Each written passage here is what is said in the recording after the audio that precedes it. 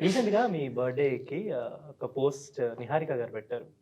Right. Very, very touching అంటే మేము మొత్తం చదివిన తర్వాత నాకనిపించింది. లైక్ వాట్ అంటే కొత్తగా వచ్చే వాళ్ళకి కావచ్చు, ఆ ఎంకరేజ్‌మెంట్ అవ్వచ్చు. మీరు ఏంటి పింక్ ఎలిఫెంట్ బ్యానర్‌కి ఏదో చేసినట్టు రాసుకొచ్చారు కదా! ఏంటి అసలు స్టోరీ? అంటే నేను చాలా ఇంటర్వ్యూస్ చాలా మందికి తెలుసు. నీకెందుకు తెలీదా? నువ్వు మా మీద ఎక్కడ ఫోకస్ చేస్తావులే.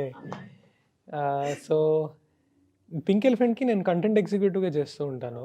So, we sit Pink Elephant చేసే కథల్లో కొంచెం కూర్చొని ఆవిడతో డిస్కస్ చేసి అట్లా.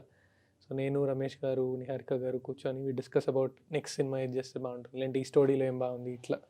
లార్జ్‌లీ వాళ్ళిద్దరే డెసిషన్ తీసుకుంటారు. హియర్ అండ్ దేర్ నాకున్న బుర్ర కూడా కొంచెం వాడి అట్లా చేస్తుంటాను. అలానేనా సో, నెక్స్ట్ మా 'నయన్' మూవీ గూడా అంతేనా?